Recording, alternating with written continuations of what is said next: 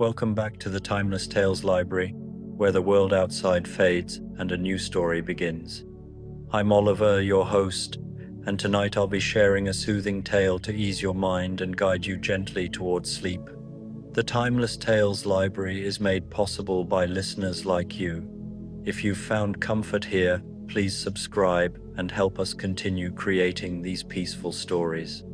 As you settle in, comment below and let me know where you are in the world tonight, and share a place you dream of, a story taking you to perhaps the dusty aisles of an old bookstore, the quiet corners of a coastal lighthouse, a snow-blanketed cabin, or a silent, star-filled desert.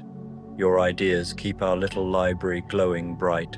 This story is about a magical neighborhood bakery on a stormy winter evening, where the scent of peppermint and chocolate drifts through rain-soaked streets, drawing weary travelers through its glowing door, each seeking warmth, each finding exactly what they need, and all discovering that the best shelter from any storm is the gentle company of kindred spirits gathered around something sweet.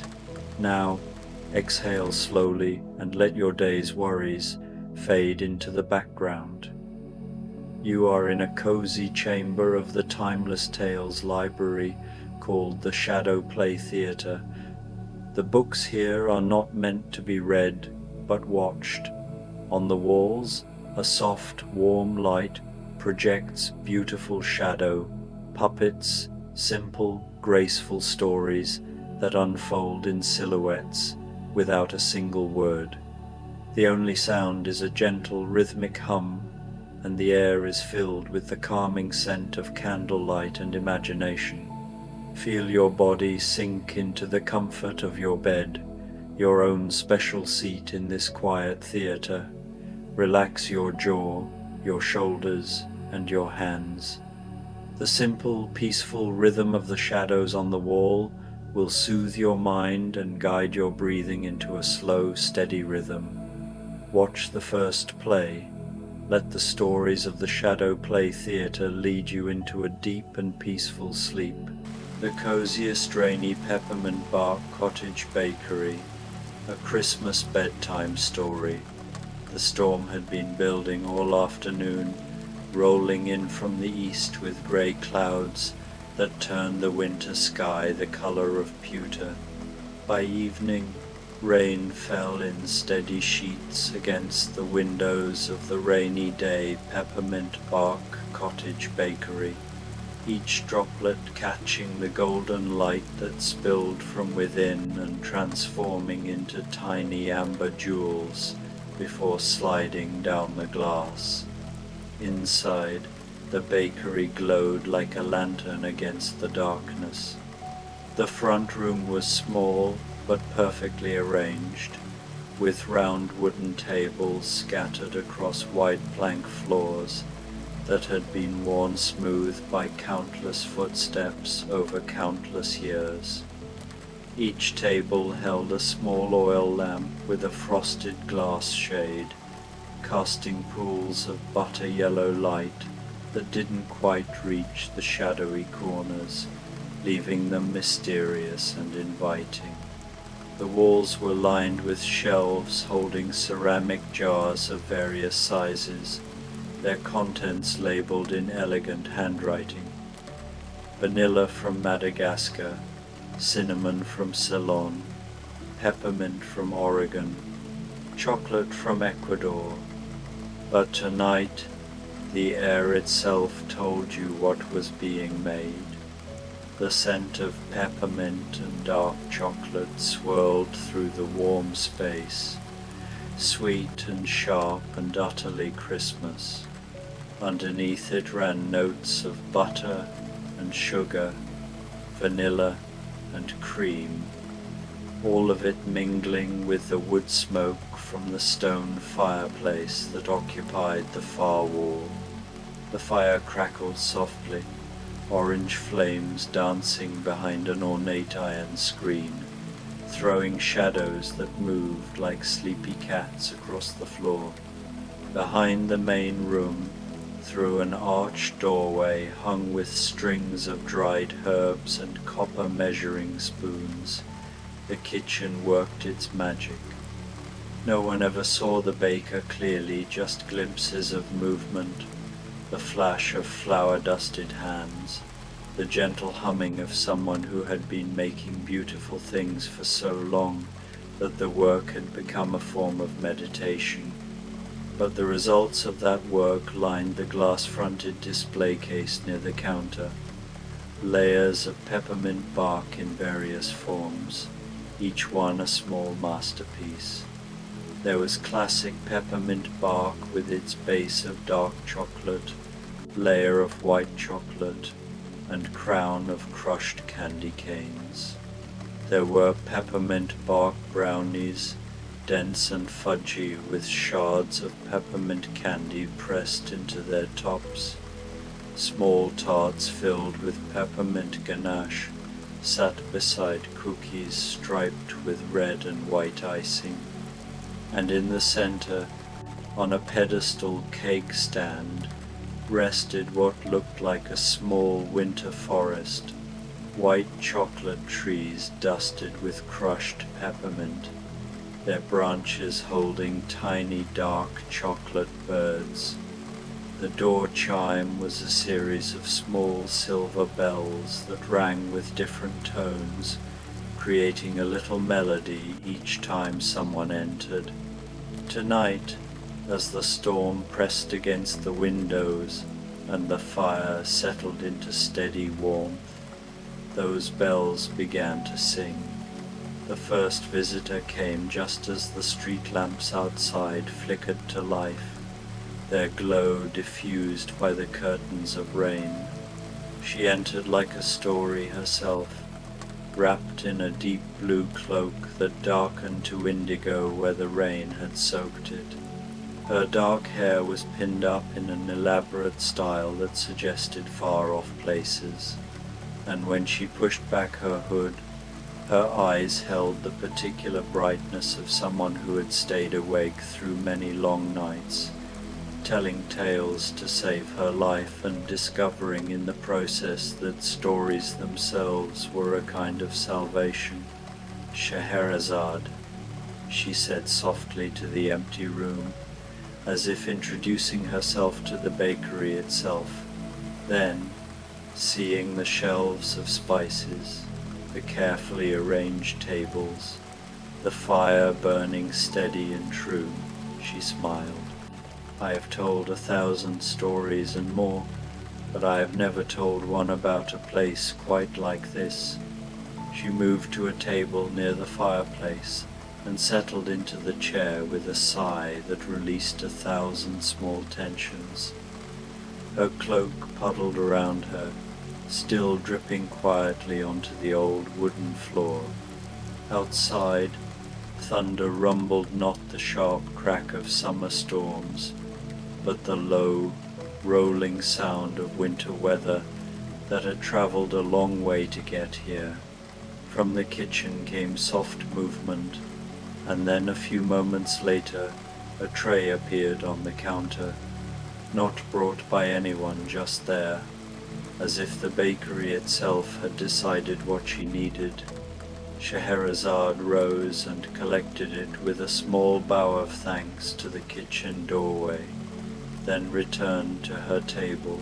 On the tray, a large cup of drinking chocolate so dark it was almost black, its surface scattered with tiny pieces of crushed peppermint that were already beginning to melt into swirls of white. Beside it, 3 pieces of peppermint bark, each one showing the perfect layers, dark chocolate on the bottom, white chocolate on top, the candy cane pieces pressed in like stars into snow, and next to those, a small notebook with blank pages and a silver pen.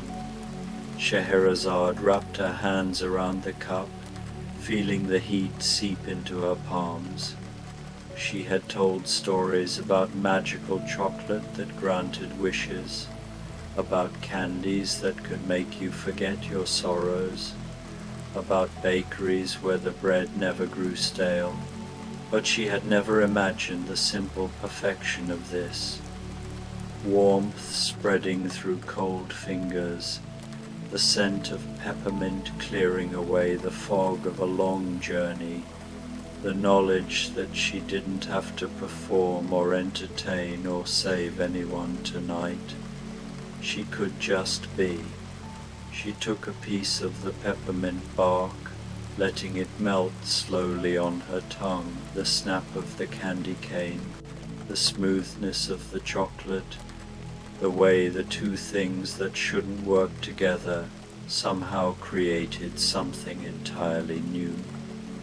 Outside, the rain continued its endless conversation with the windows. The bells chimed again, and a young man stumbled in from the storm, looking as though he'd just climbed down from a ship's rigging.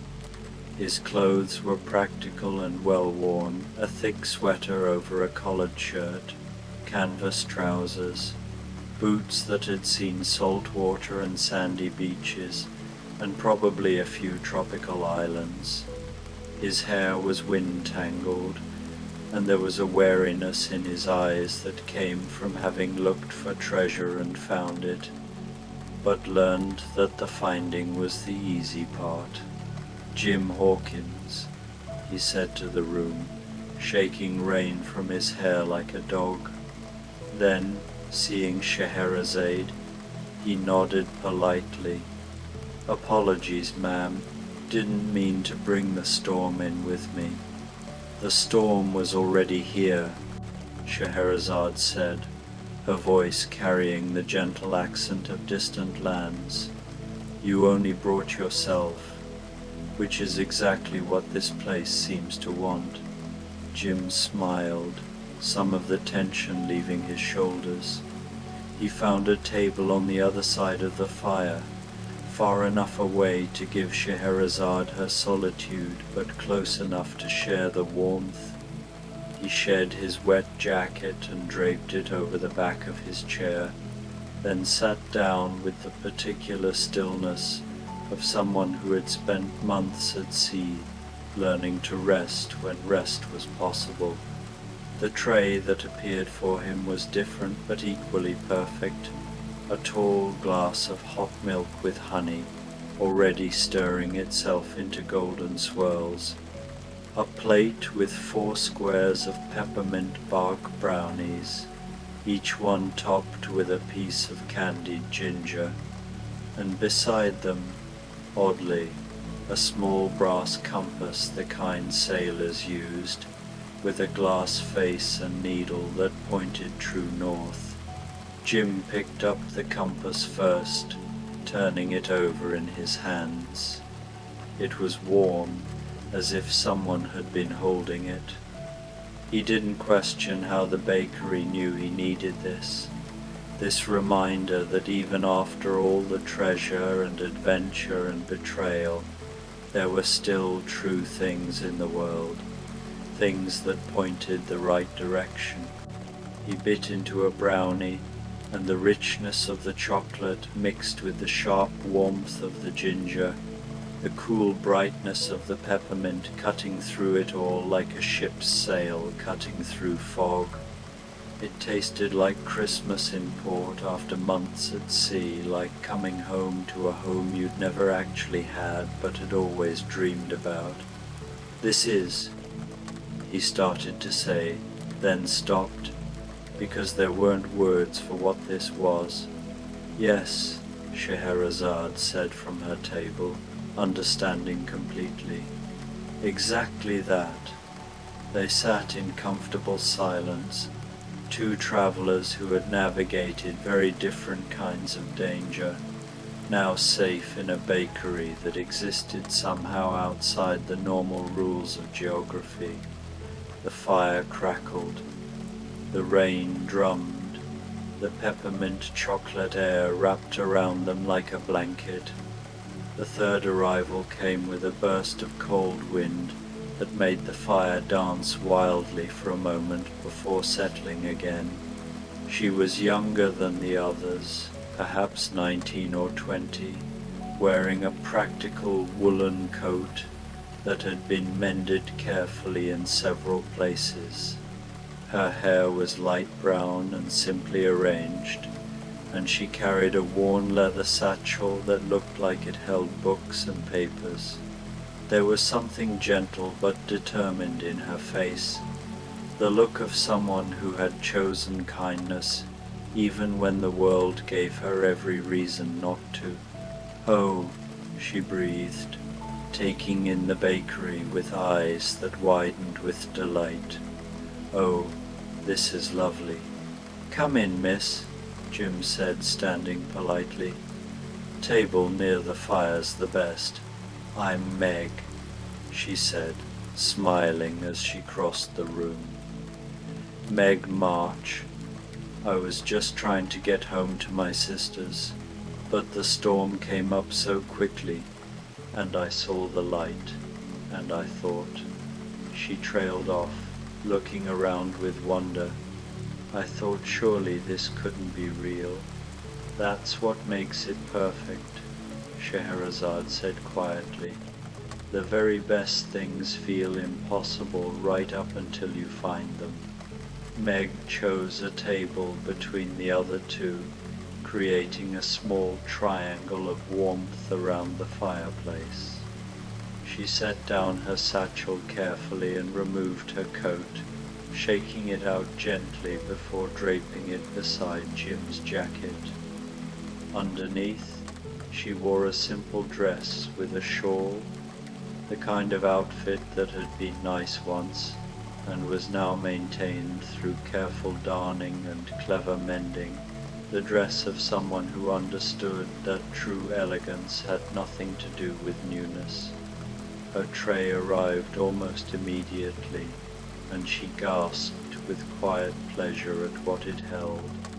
A cup of chamomile tea with honey, the steam rising in soft spirals. A small plate with 6 pieces of white chocolate peppermint bark arranged in a flower pattern, and beside them a piece of paper with sheet music for a Christmas carol, the notes hand-drawn with obvious care. "How did they know?" Meg whispered, picking up the sheet music. "We've been practicing carols at home, and this is Mother's favorite. But I couldn't remember the alto part for the bridge, and here it is, exactly as it should be." "The bakery knows," Jim said simply, taking another bite of his brownie. "Don't ask me how, just knows." Meg sat down and cradled the tea, breathing in the gentle floral scent. She took a piece of the white chocolate bark, and the sweetness of it, pure and clean and bright, made her think of snow falling on Christmas Eve, of her sisters singing together around the piano, of all the small, perfect moments that made a life rich even when money was scarce. Outside, the storm continued, but inside, the 3 travelers had fallen into the easy silence of people who didn't need to fill every moment with words. The fire popped softly, the rain became a rhythm. The scent of peppermint and chocolate swirled through the warmth. The 4th visitor was the most unusual yet. The bells chimed, but nothing seemed to enter at first. Then, hopping slowly across the threshold, came a stuffed rabbit. He was well loved, that much was obvious. His velveteen fur was worn smooth in places. One ear had been sewn back on with careful stitches, and his button eyes had the slightly loose quality of buttons that had been reattached more than once. He moved with the deliberate pace of someone very old or very wise, or perhaps both. "Well now," Jim said softly, leaning forward, "don't see that every day." The velveteen rabbit made his way across the floor. leaving tiny wet paw prints from where he'd come through the rain. He chose a spot near the hearth itself, close to the warm stones, and sat back on his haunches with a small sigh. Scheherazade set down her chocolate carefully. "I have told stories about toys that came alive," she said quietly, "but I never quite believed they were true. They're true for those who need them to be," came a soft voice the rabbit's own, gentle and worn as old velvet. "I was made real through being loved, not the pretend kind of real that new toys are, but truly real. And now I go where I'm needed, especially on nights like this." Meg's eyes filled with tears, the good kind, the kind that came from recognizing something beautiful and true. "My youngest sister had a rabbit like you," she said. "She loved it until it fell apart, and even then she kept the pieces. Then I was real to her too," the Velveteen Rabbit said simply. A small plate appeared on the hearth beside him, placed there by unseen hands from the kitchen. On it, 3 chocolate-covered peppermint creams, shaped like tiny carrots. The rabbit looked at them for a long moment, and if a stuffed rabbit could smile, he did. "The bakery knows," he said, echoing Jim's earlier words. "It always knows." He ate his peppermint creams slowly, savoring each bite, and the others watched with the kind of quiet reverence you give to small magics. Outside, the storm had settled into a steady rhythm, no longer trying to break down the world, but simply washing it clean. The 5th guest arrived with a rush of wind that carried the scent of distant seas and faraway islands, places where children never grew up and adventures never ended, except they did, eventually, and then you had to figure out what came after. She was perhaps 16, with her hair tied back in a practical ribbon and wearing a nightgown under a sensible traveling cloak. There was something both dreamy and determined about her expression, the look of someone who had been the mother to lost boys and the friend to fairies, who had sewn shadows back onto boys who could fly, but who had also learned that sometimes the truest magic was choosing to come home. "I'm Wendy," she said, curtsying slightly to the room. "Wendy, darling, I've been to Neverland and back, but I've never seen a place quite like this." "Welcome, Wendy," Meg said warmly, and there was something in her voice that suggested she understood that she too had been the one who took care of others, who made things work, who found joy in the ordinary magic of daily life. Wendy found a chair near Meg's table, and they shared a smile of recognition, 2 young women who had chosen responsibility without losing their sense of wonder. Outside, lightning flickered, briefly turning the rain into silver threads. Wendy's tray held a pot of Earl Grey tea with a small pitcher of cream, a teacup painted with stars, and a selection of peppermint bark arranged on a plate decorated with a pattern of flying figures that might have been birds or might have been children or might have been something in between. And beside them, a thimble, silver and delicate, exactly like the one she'd given a boy as a kiss, in the days when kisses could be thimbles and thimbles could be kisses, and everything was both more and less complicated than it seemed. "Oh," Wendy breathed, picking up the thimble. "Oh, I remember." She poured her tea and took a piece of the peppermint bark, and the taste of it brought back Christmas in the nursery, before Neverland, before flight, before everything changed. But it also tasted like now, like growing up without growing bitter, like keeping the best parts of childhood, even as you learn the complicated truths of being older. Do you miss it? Jim asked quietly. The adventures? Wendy considered this, sipping her tea. Sometimes, she said honestly, but I've learned that coming home, really coming home and choosing to stay, that's its own kind of bravery. The Velveteen Rabbit made a small sound of agreement from his place by the fire. Being real isn't always comfortable, he said, but it's always worth it. Scheherazade looked up from her notebook where she'd been writing. I told stories to stay alive, she said softly, but I kept telling them because they became more real than the danger. The stories became my home. They all fell silent, understanding that they were sharing something important, not the kind of conversation that solved problems or changed the world, but the kind that made you feel less alone in it. The fire crackled its agreement. The rain continued its gentle percussion against the windows.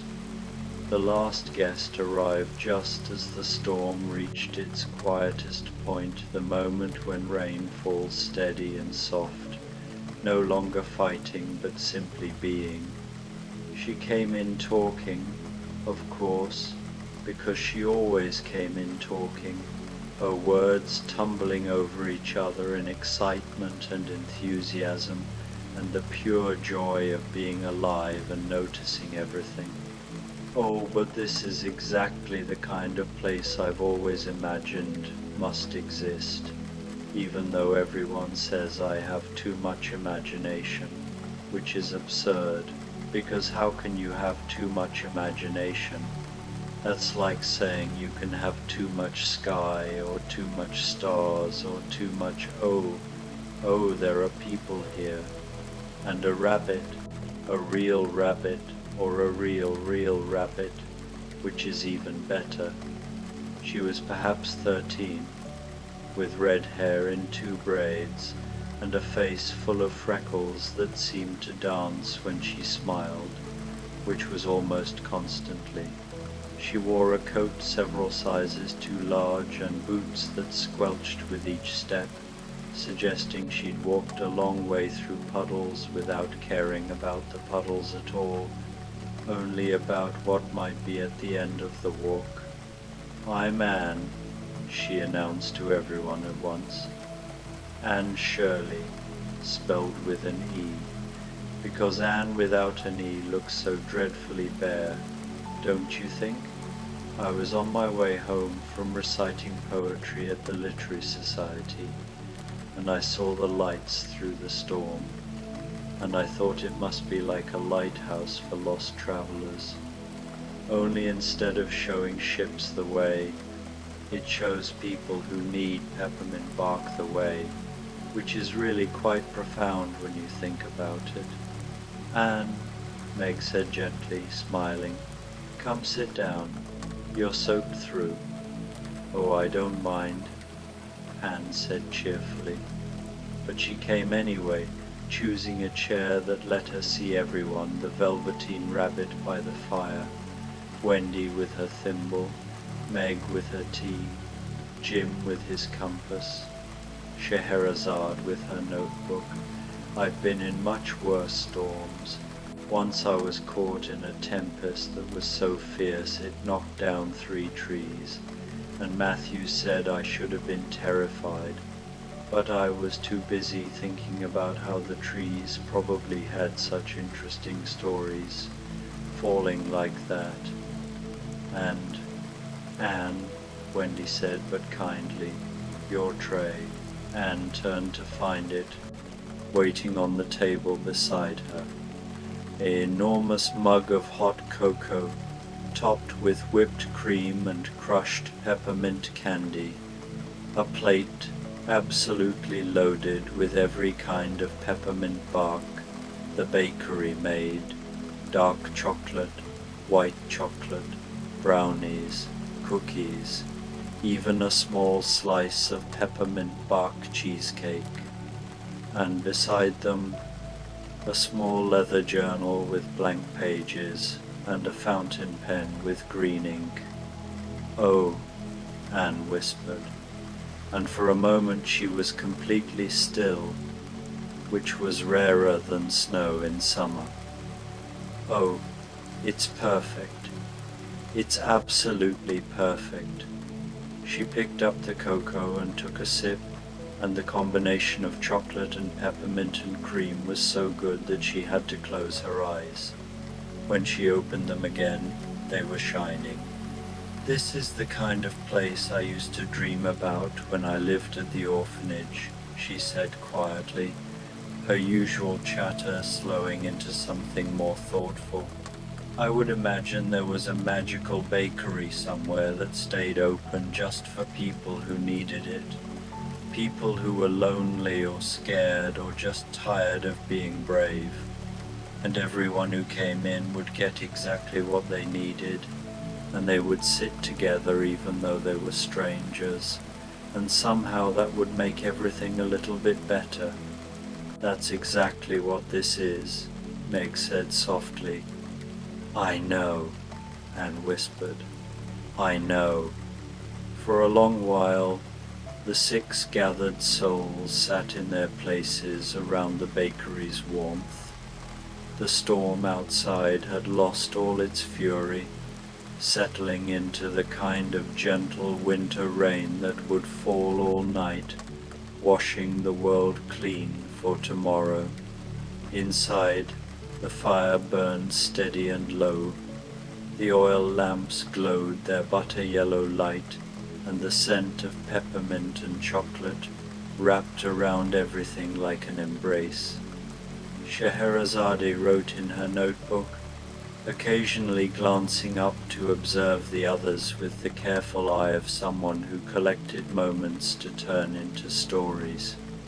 Jim cleaned his compass with the edge of his sweater, his movements slow and meditative. Meg hummed the carol from her sheet music, the melody soft and almost dreamlike in the quiet space. The Velveteen Rabbit had tucked himself against the warm hearthstones, his button eyes half closed in contentment. Wendy sipped her tea and gazed into the fire, the thimble resting in her palm. Anne wrote furiously in her new journal, then looked up to take another bite of peppermint bark, then wrote some more. They were 6 souls from 6 different stories, 6 different worlds, 6 different struggles and triumphs. But here, in this impossible bakery on this storm-washed winter night, they were simply 6 people sharing warmth and chocolate and the quiet companionship of those who understood, without needing to explain, what it meant to be a traveler seeking rest. "Would anyone like more?" came a gentle voice from the kitchen the first time the baker had actually spoken aloud. It was a kind voice, neither young nor old, neither male nor female, just warm and present and offering. "Yes, please," Anne said immediately, then blushed. "I mean, if there's enough." A laugh came from the kitchen, soft as rising bread. "There's always enough." New trays appeared, a fresh pot of tea for the table to share, and a large platter in the center with every kind of peppermint bark imaginable, arranged in a beautiful spiral pattern. Around the platter's edge, the baker had written in chocolate icing, "For travelers and dreamers, for the weary and the wandering, for all who need a moment's peace. They gathered around this central offering, pulling their chairs closer together, no longer separated by their individual tables, but forming a small circle of warmth. The Velveteen Rabbit hopped up onto Meg's lap with her permission, and she stroked his worn velveteen ears gently. Anne and Wendy fell into easy conversation about flying and imagination and the difficulty of growing up without losing magic. Jim and Scheherazade compared notes on navigation, his across oceans, hers through story. "I think," Meg said slowly, "that we all ended up here because we needed to remember something." "What's that?" Jim asked. "That the world is bigger and kinder than our hardest days make it seem," Meg said. "That there are places like this, where strangers become friends over something as simple as chocolate and peppermint. That magic isn't just in Neverland or in Treasure Islands or in story palaces. It's in warm bakeries on rainy nights. It's in the fact that someone knew to leave out a compass, a thimble, sheet music, a journal. That someone cared enough to make exactly the right thing for each of us. The world is made of stories," Scheherazade said, "and also of moments. The best lives have both. The realest things," the Velveteen Rabbit added from Meg's lap, "are the ones that connect us to each other." They sat together as the fire burned down to red coals, and the rain gentled to barely a whisper against the glass. They shared the peppermint bark slowly, making it last, because none of them wanted this moment to end. Anne read aloud from what she'd written in her journal, a poem about storms and lighthouses and chocolate. Wendy taught them a song from Neverland, and Meg harmonized, and soon they were all humming together, even Jim, even Scheherazade, even the rabbit in his creaky velveteen voice. The baker never came fully out from the kitchen, but occasionally they would glimpse movement in the doorway, the flash of a smile, a hand placing fresh wood on the fire, a gentle presence that asked nothing and gave everything. As the night deepened and the storm passed into the memory of storm, each of the travelers felt something shift inside them. The knot of tension between Scheherazade's shoulders finally released completely. Jim's hands stopped their unconscious, searching for danger. Meg's ever-present worry about her sisters faded into trust that they were safe. The Velveteen Rabbit's button eyes grew heavy with the kind of sleep that even real rabbits need. Wendy's lingering doubt about her choice to grow up transformed into certainty that she had chosen rightly. Anne's endless chatter slowed into peaceful silence. "I think," Anne whispered, "that I will remember this night forever, and when I'm old I'll tell people about it, and they won't believe me, but that's all right because I'll know it was real."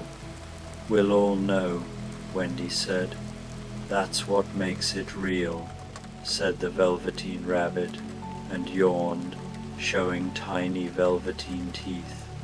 Eventually, as the night's deepest hour approached, and the storm gave way to clear, cold silence, each traveler found their perfect resting place. Scheherazade remained at her table, her notebook open to a half-finished story about a bakery at the end of the world, where every ending was also a beginning. Her head pillowed on her arms, she slept the dreamless sleep of someone who had finally told enough stories for one day. Jim stretched out on the cushioned bench along one wall, his compass held loosely in one hand, his other hand trailing down to where his fingers just brushed the warm hearthstones. He dreamed of sailing, but this time the seas were made of peppermint and chocolate, and the stars sang as they guided him home. Meg curled up in the large armchair nearest the fire, the velveteen rabbit tucked safely in her arms, the sheet music for the carol folded carefully in her pocket over her heart. She dreamed of Christmas morning with her sisters, and in the dream, the snow that fell tasted like peppermint. Wendy found a window seat with cushions, where she could watch the last clouds clearing to reveal winter stars. She held the thimble in one hand and a piece of peppermint bark in the other, and she dreamed of flying. But this time she knew exactly where she was flying to, and she knew exactly when she would land. And dear Anne, who never stopped talking, had finally run out of words. She lay on the rug before the fire, wrapped in someone's cloak, her red braids undone and her freckled face peaceful. She dreamed in poetry, every line about kindness and chocolate, and the way that sometimes the most magical thing in the world is finding the place where you belong, even if it's just for one perfect night. The fire burned down to embers, casting a gentle red glow across the sleeping travelers. The rain had stopped completely now, and through the windows you could see stars emerging in the clean-washed sky, bright winter stars, sharp and clear and steady. From the kitchen came the soft sounds of cleaning, of putting things away, of the baker preparing for tomorrow when new travelers would arrive needing their own specific comforts. But for tonight, these 6 had found exactly what they needed. The last piece of peppermint bark rested on the central platter, waiting for whoever might wake first and need a small sweetness to carry them back into the world. The oil lamps dimmed themselves to tiny glowing wicks.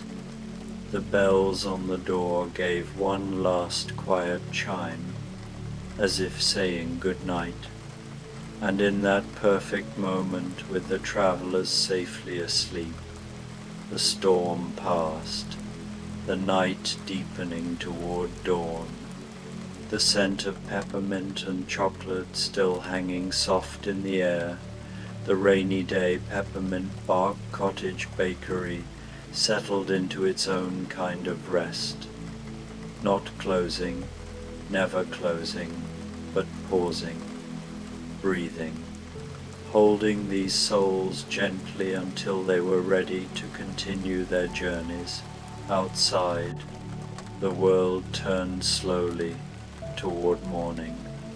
Inside, 6 travelers slept in perfect peace, their dreams flavored with peppermint and kindness, their hearts full of the knowledge that somewhere in the world there would always be a warm bakery with a light in the window, waiting to welcome whoever needed it most. The fire's last ember glowed red and gold. The stars shone steady through the clean glass, and in the kitchen someone hummed a lullaby as old as stories themselves, as sweet as chocolate, as sharp and bright and unforgettable as peppermint on a winter night. Sleep well, travelers, sleep well.